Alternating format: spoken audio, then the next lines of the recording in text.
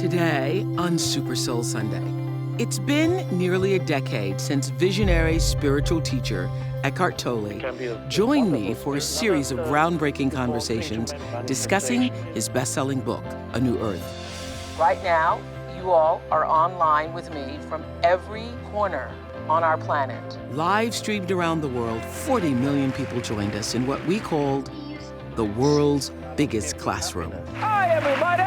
It still just thrills me to think about the collective consciousness that brought so many of us together. Just love that. I loved it so much I wrote, wow. Now, in the midst of what feels like a shift, separating millions of Americans and other people throughout the world, Eckhart is back to talk about the state of the new earth today. You posed the question, have we regressed? Is the new earth still happening? Eckhart believes that at the heart of the rancor, ego, is the source of all of our pain. And now it feels like there's a big divide that's preventing the consciousness. Or is the divide here to make us more conscious? I can hardly believe it's been 10 years. Almost. Me too. Yeah. You have been one of my greatest spiritual leaders. You've been one of my great inspirations here on the planet. Thank you. I mean, the lessons I've learned, look, this is my own frayed copy of the book. I know that there is now a New Earth 10th anniversary edition, but I will always hold on, even I need to tape these, bind the sides. I will always hold on to my own original copy because there are just so many insights and memories from it. I think that this was the world's biggest classroom that we created, right? Yes. Well, I've been trying to have this conversation because I thought that you could bring some really profound insight, which is my goal today, insight into where we are and this undercurrent of pain that seems to be showing up in front of ourselves. So I wanted to frame this conversation around actually examining where we are in this shift from egoic mind to consciousness. Because almost 10 years ago, we said we're moving to a higher consciousness. Yeah. And now it feels like there's a big divide that's preventing the consciousness. Or is the divide here to make us more conscious? Right. Well, the divide is a challenge, a big challenge. So the challenges that are inevitable for humans, sometimes they arise on a personal level, and at other times challenges arise in the collective, which means millions of people get challenged at the same time for the same reason. So from a higher perspective, what we are witnessing now and millions of people are experiencing now is a collective challenge. And all over the world, actually. All over the world, not just here. Mm-hmm. There's also, in America here, there's a division that happens that's basically, if you look at the population or the electorate, half the people live in one kind of universe with one kind of mindset, and the other half live in another alternate universe with another kind of mindset. And that creates a separation. The reason for the separation is that people are so identified with their particular mindset. Which is what ego is. That's what ego is, to be identified with mind, with thought structures, with opinions, with viewpoints, with perspectives. To be identified means to derive your sense of self, your sense of who you are, from certain thoughts in the mind. So if you're identified with your viewpoint or opinion, you don't realize that this is a viewpoint or opinion. To you, it is the absolute truth, and it is inseparable from your sense of self. Right, so you think you are that. Yes. So that's why you say, I am a Republican, I That's am a right. Democrat, I am whatever your job is, I am this thing. Yeah. Yes, so that's ego. So what's happening now collectively is a strengthening of the ego in many humans. So I want to say that well, first of all, everybody has an ego. Yeah. And before I read A New Earth, I thought ego meant the person who was arrogant, the person who was, overconfident, the person who was a show-off. But I, in fact, learned through a process of A New Earth that everyone has an ego.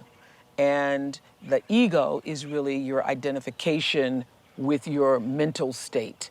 Yes. Right. Yes. Yeah. Whatever that is. Whatever that which means is. we all have it. Yes, well, we all are, our minds have been conditioned in certain ways. Everybody has their particular kind of conditioning, which Right. goes back to childhood, environment, upbringing, family background, the culture that you grew up in. All that becomes the conditioning of your mind. And so, to be clear, whenever you are identifying with that mindset, it means that is your ego. That's right. Because who you are, you, the deeper I, the deep I, or I say you with a capital Y, Yeah. O and a U, is consciousness. Yes, that's right. Yeah. So to be identified is the ego. It doesn't mean that the conditioning of your mind disappears. So you still have opinions and viewpoints Right. on whatever, on politics and so on. But when you talk about your opinions or viewpoints, you no longer regard them as an essential part of who you are. That's right. You know what it is? What happened to me? It just doesn't hold as much weight. Yes. Yeah. Yes. I still am the same person. I still have the same opinions, the same values, but I don't have to prove myself to be right. I can listen to your side of it and hear your side of it and actually see some right in that, even though I might have disagreed. Yes. That's right. So I can observe my ego. I can observe my mental state. Yes. Yeah. Yes. Once you understand that you are a part of consciousness, that you are consciousness, that you are separate from your thoughts, which is the biggest lesson to get in the world, is it not? Yes. Yes. That's the realization that can only come to you if you are observant, and in the gap between two thoughts, for example, right now as we're speaking, if I slow down a little bit, then there will be very brief gaps between words or between sentences. And if you pay attention to the gaps, they're not only words, and as there can be little spaces between your thoughts, between one thought and another, or when you're looking at something, nature, and for a moment, you just look without imposing mental labels on things, and then to be able to sense your own presence in that moment as consciousness. The most essential thing about you is that you are conscious or consciousness right now. And another word for that is aware. You're aware, that's the awareness arising. Yes. You know that you are conscious directly, not as a conceptual knowledge, but direct realization of that essence of who you are. And that's such a liberation from the prison of inhabiting a purely personalized sense of self, Right. where you derive your identity from your personal history, the narrative, the story in your mind, all those things that make up the so-called person. There's nothing wrong with that. Of course, you have memories, but to derive your sense of self from these memories, that's a great limitation. So it's just like you write in the beginning of A New Earth. Everybody comes to their own evolution in their own due time. The fact that you're hanging in and you're reading this and you're seeking this means that you have reached a level of awakening. Yes, right. That's right, because otherwise you would open that book and the page would be completely meaningless. Absolutely. There needs already be something in you that recognizes the dimension to which the words point, that is in you. The dimension to which the words point is the consciousness within you. Yes. Because if you are still listening to us right now, it means that you are already in a state of awareness and openness and seeking for yourself that is unlike most of the world, I would say. Yes, yes, and that's It's a higher state of being if you can even hear this conversation. that's right. Coming up. This is what I learned from you that literally eliminated all stress in my life. And later in today's Super Soul original short. This was something that really needed and wanted to come out of me and demanded to come out of me. I had absolutely no choice but to sit and write this book. Kidada Jones, daughter of music legend Quincy Jones, fulfills a lifelong dream to create a classroom of her own, teaching self-awareness and authenticity to young women. I am kind, I am pretty, and I am strong.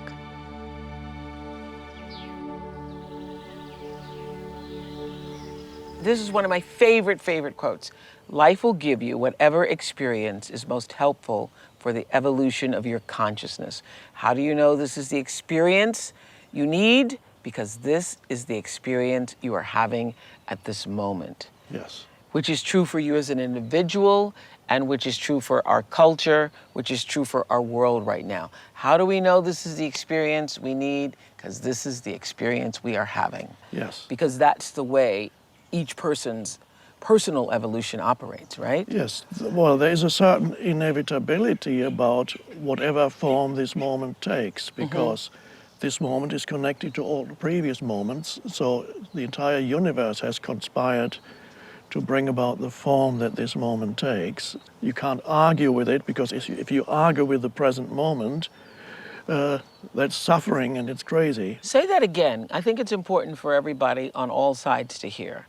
The entire universe, meaning every human being who's ever lived and evolved to this point, and every person that's been born, has been moving to this point in time where what we're experiencing in our lives personally and also on the political stage Yes, because it's all connected. has been coming forever. That's right, yes. Now, in some New Age teachings, you sometimes hear when people go through suffering or pain, and somebody else tells them, why did you manifest that?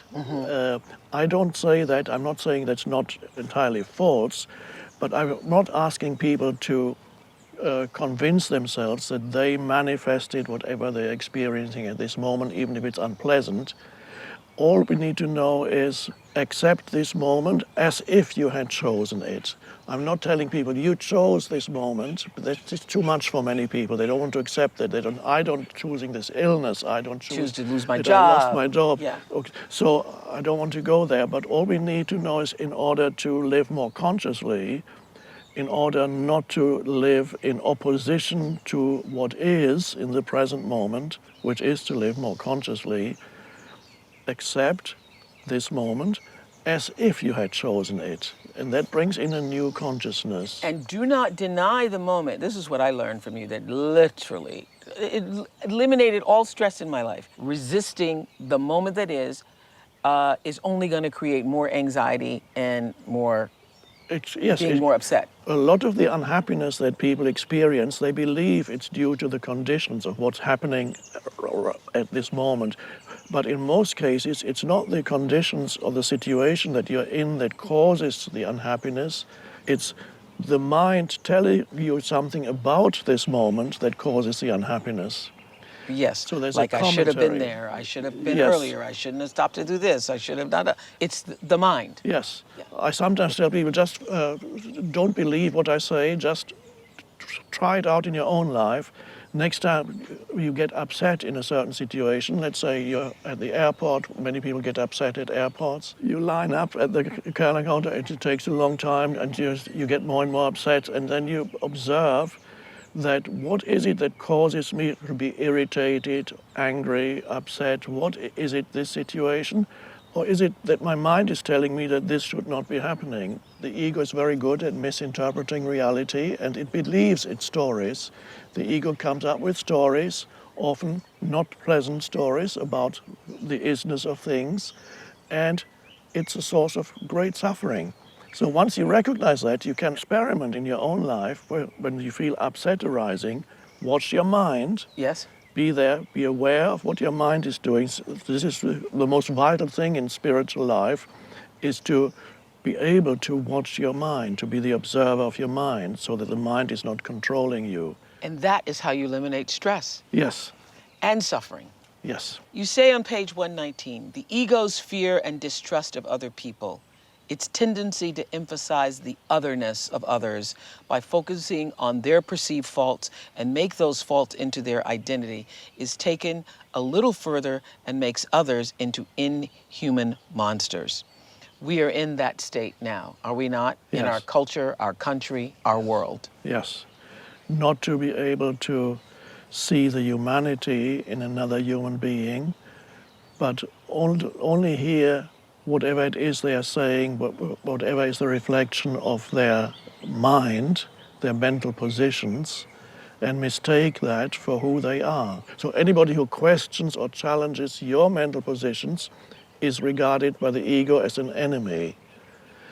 And this is the way you dehumanize others. Yes. Because once you have dehumanized another human being, then it becomes easy. If you're very unconscious, Isn't that what terrorism is? Yes, Isn't exactly. that what That's terrorism an is? extreme form of that. The most essential thing is that we are both expressions of the one consciousness. What we share as human beings is the essence of who we are. The essence of who I am and who you are is consciousness, not the thoughts, but the underlying consciousness. Based on the anger playing out every day in the news, negativity on social media feeds, you posed the question, have we regressed? Is the new earth still happening? It's happening, but it's being challenged. And from a higher perspective, being challenged is a good thing. Let's look at the nature of challenges. If you look at your own life or anybody's life, you may find that one way or another, what looks like obstacles to where you want to go, where you want to be, what you want to achieve, obstacles seem to arise almost continuously in the form of difficult people, difficult situations. Some people have the perception that they're being sabotaged by life all the time. People resent being challenged by life. They think challenges should not exist. But as I sometimes put it, you may find, if you have lived for long enough, that at some point you realize that the world isn't here to make you happy. It can't do that. It's sort of like human evolution, where you say it's not linear. You take 2 steps forward in your own life and a step backwards. And then the further back you go, the more of a bounce you have to move forward, right? Yes, we definitely have evolved in consciousness, but it does not go in a straight line upward. As the evolution of consciousness happens, you regress, and then you go forward a bit more.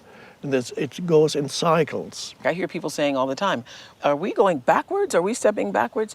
Indeed, you say, we are. Yes, all the signs are that now we are at the beginning of a regressive movement, which does not mean that every individual will become identified with ego again. It's a challenge, but Yeah. it does not mean that you will also have to regress. Doesn't this mean, because, what we're facing in the country politically, the divisiveness, the political divide here, I think that these times, however it's showing up in your life, because there's really only one goal, and that is for us to become more conscious, to become more fully human, to fully express the depths of what we have come here to do, that this is showing up to bring out the most, the best, the highest. Yes, the challenge actually forces you to go deeper. First, you may suffer if it drags you down into unconsciousness, then suffering arises again. And as you suffer, then you're forced to transcend the suffering and go deeper.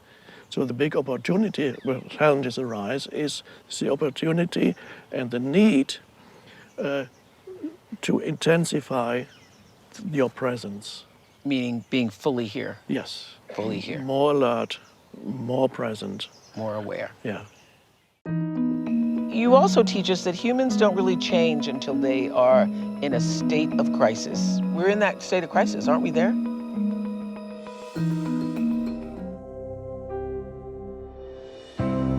Will you share your philosophy about how this past election was in some way a mirror of our collective consciousness?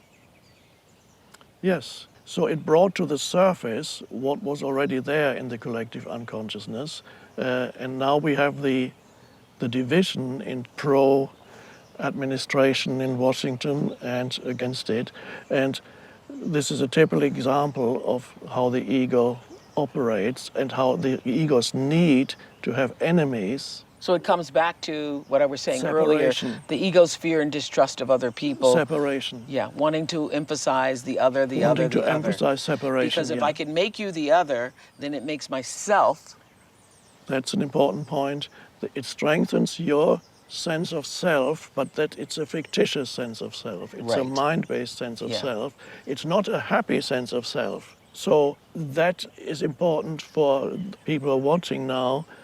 They need to be very alert. To not to get sucked in. That's it, yes. Because that's a great danger. Yeah. But how can we have disagreements with people and see things that are wrong, that are injustices, stand up and take action and do that without getting ourselves sucked into the negativity? Yes, without deriving your sense of self from your perspective or your viewpoint. So it is then, if two conscious people are having a discussion, let's say one is a Democrat and the other one is a Republican, and if both of these people have a certain degree of awareness, which means they are not totally identified with their perspective, With their point of views, yeah. they would be able to have a discussion without animosity arising, without regarding the other as an enemy. You don't have to be disagreeable when you disagree. What that saying implies is you don't have to be totally identified with your perspective and your viewpoint, and yet you can put it forward in strong terms. This is how I see it. Yeah. Without deriving your sense of identity from it, because your sense of identity arises from a deeper place, from the stillness within you, the consciousness, that space of awareness that you are, the presence, whatever word we want to use.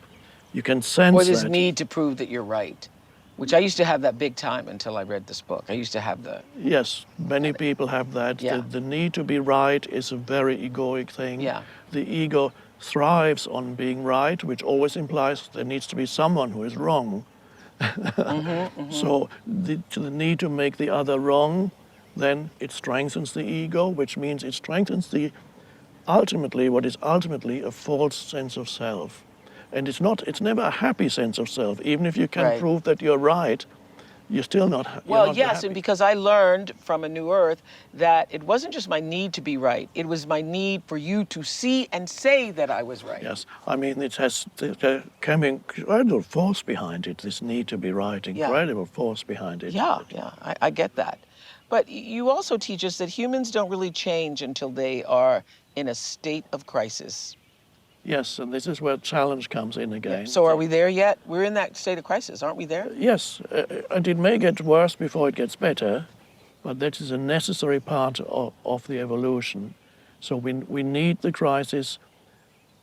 Humans don't grow except through facing the challenges and crises. So there are two levels of truth. One is to see the craziness of what's happening now, and another is to see from a higher perspective to what's happening now is part of the evolution. It's the ego is coming up, is It manifesting. needs to break down Yes, so that something else can break through. yes, yes, that's right. Coming up, Despite the level of suffering being inflicted, do you have hope that people will wake up? and later in this week's Super Soul original short, When I was closing my eyes and kind of in a different place, it kind of felt like I was in like a whole new world. Kidada Jones helps to awaken the authentic power that lies within every young girl on the journey to womanhood. So, based upon everything that you shared with us, how should we be acting, reacting, comporting ourselves in this moment? Well, the only thing you can take responsibility for is yourself, your own state of consciousness. So first of all, the most important thing to realize is in any situation, whether it's to do with a collective political situation, personal situation. In any situation, what is primary is your state of consciousness, the state of consciousness with which you face that situation. So how can you sit and observe the hysteria, the craziness going on, and kind of be still with it? Yes, you can recognize it as a disturbance in Because the... I think everybody feels like, I need to do something.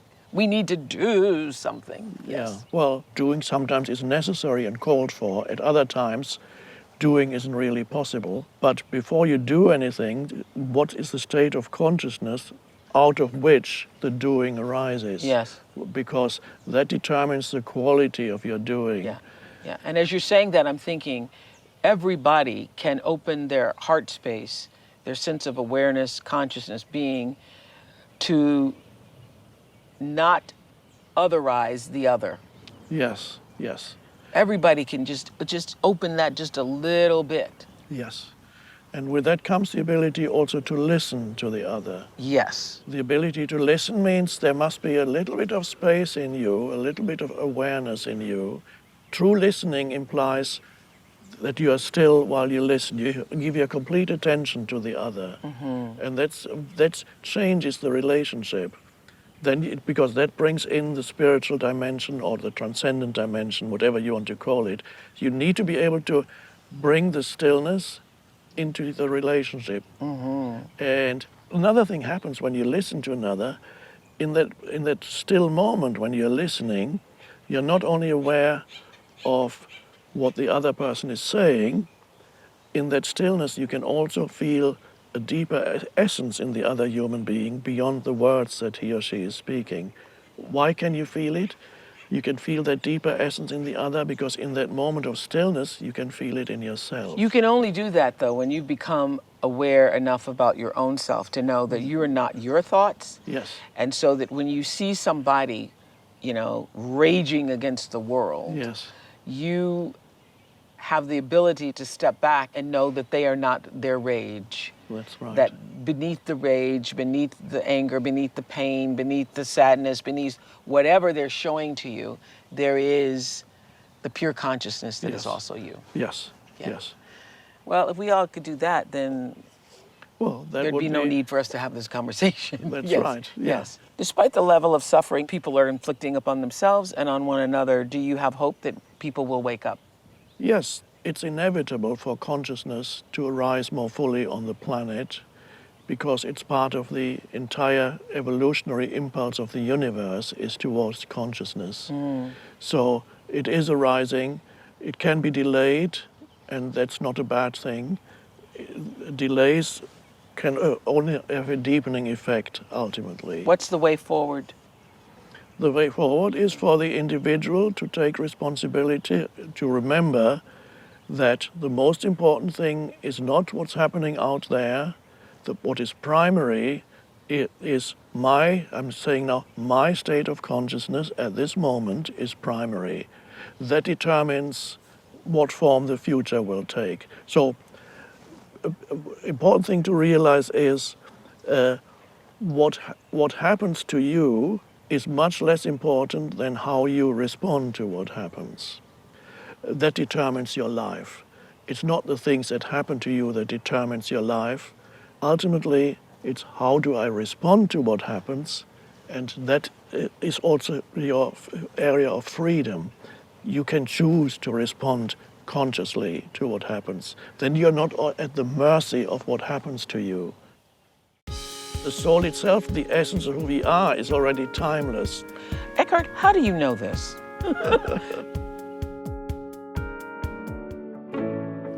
What is the purpose of the soul? Well, by soul, I have another word for it. Okay. I've recently been using the pointer, the deep I. The deep I. The deep I. At that level of the deep I, which is consciousness itself, you are already complete. The deep I has nothing to achieve. All that the deep I wants is to come more fully into this dimension. So there's no evolution of the deep I itself, because at that level you're already complete and perfect and it's timeless. but it comes as it comes into So this your soul dimension. isn't here to evolve? Your soul isn't here on the planet to evolve? It's here to come more fully into this dimension. You could call that to evolve. Okay. But the soul itself, the essence of who we are, is already timeless. So it evolves in this dimension by coming more fully into this dimension. Eckhart, how do you know this? Well, it's an intuitive insight. A question is asked, and then the answer comes through the stillness. That's how it worked. It's not figured out through the mind. It just comes from you, through you, out of consciousness. Out of consciousness. And then somebody else listens to it, and suddenly they go, yes. When you hear the truth, it resonates and it feels like an aha. Yes, it's always recognition. It's a reminder of Yeah. what you already knew Yes. deep inside. Yeah. So, when are you in an absolute state of well-being, or are you always there? There's always a well-being. Of course, the body changes. The physical well-being can vary, but underneath the physical well-being, there's always a deeper sense of well-being, and that arises out of the realization of the deep I. That's always fine. But no matter what's happening on the outside, the deep I is always fine. That's the experience as a surface of life. All these things happen on the surface of life. Do you enjoy the surface of life as Yes. deeply, or are you always in this sort of meditative state? I enjoy it, but not in the way that where I would say, wow, I'm going to see Oprah again, isn't that so great? I don't get excited about it. There's an enjoyment. Even when you called me many years ago, I remember you called me up and you said, I chose the New Earth as my next selection for the book club. Yes. And I said, oh, that's great. So I felt pleased. You said thank you. I remember you said thank you. And usually people go, oh my God, believe it. Actually repeated it. I said, did you hear what I said? I'm choosing your book. And you go, thank you. I go, okay, thank you. Thank you so much. What do you think happens when we die? Well, the personality dissolves, but to realize that is when the ego subsides and you become aware of your deep I, which is awareness itself, we just put it like that. You become aware of the deep I. That's the part of you that is beyond death.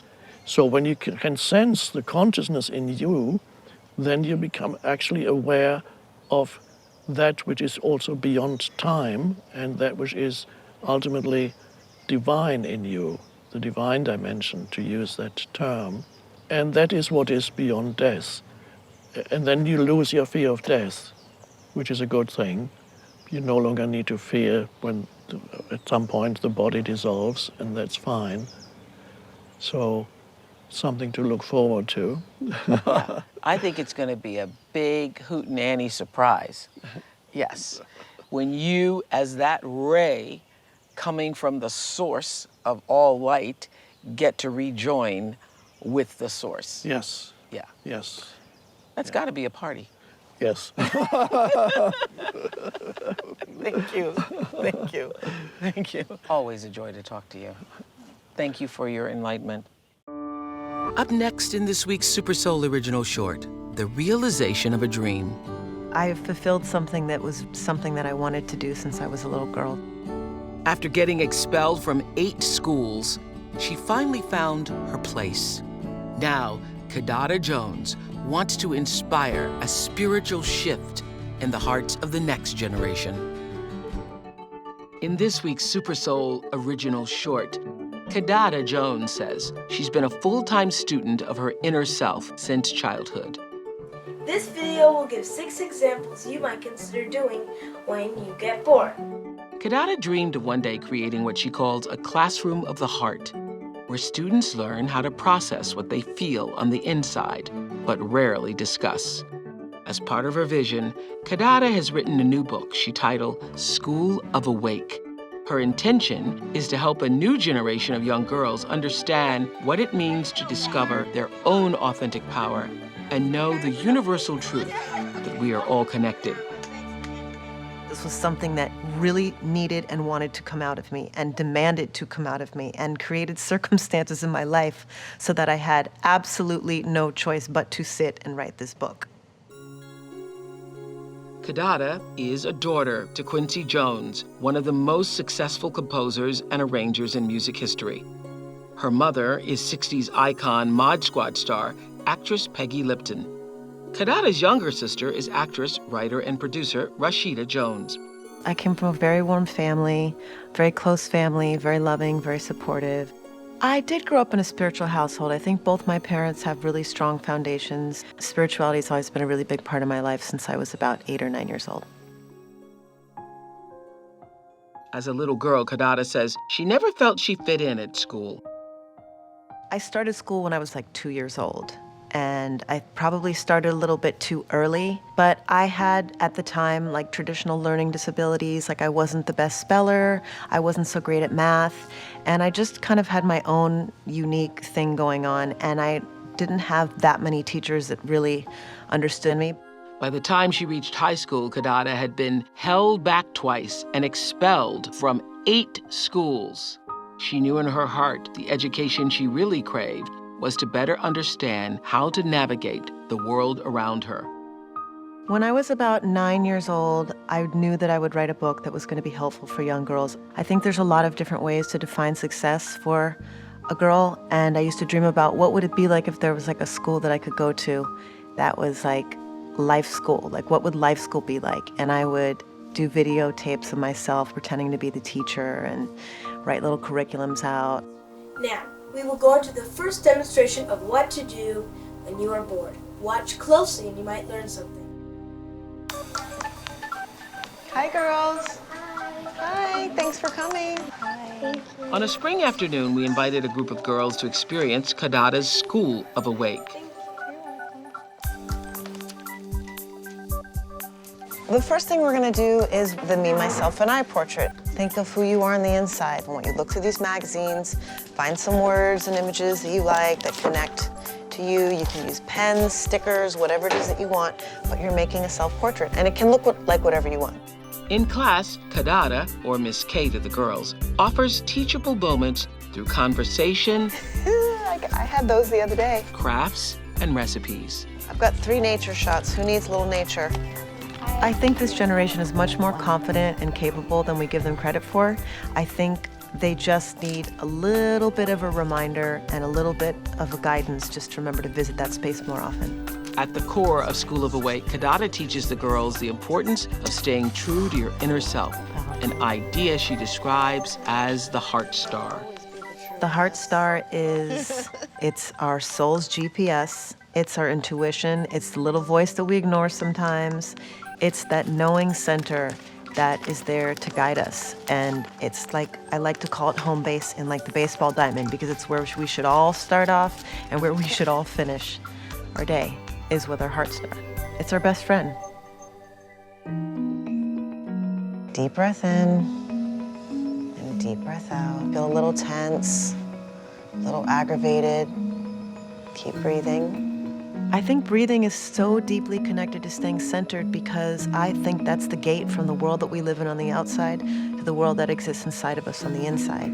Not only is it the most critical thing that our bodies can do to survive, but it's connected to the central nervous system, so it puts us in the parasympathetic state, and it just reminds us how to be present and to be still and be physically present in our bodies. When I was closing my eyes and kind of in a different place, it kind of felt like I was in like a whole new world, and it kind of took me back, and I was kind of more calm and just relaxed than I was before. Some of the biggest struggles I face in everyday life is probably just trying to balance everything, and just this constant feeling that I need to fix everything. Closing your eyes and taking that time out for yourself and having a creative visualization with breathing is very effective for calming anxiety, which I think a lot of those girls have to deal with. I am caring. I am sweet. I am funny. The affirmation flags are inspired by the whole act of writing and starting a sentence with I am. I am beautiful. I am powerful. When you write that down, when you say it, anytime you do something that's repetitive, those cells are listening, your body's listening, and you're going to respond to that. I am a warrior. I'm the boss. I'm spot on. I am brave. I am confident. I am beautiful. I am is a really powerful statement. Whatever you choose to put behind those two words is going to create your reality. I am helpful. I am kind. I am pretty. And I am strong.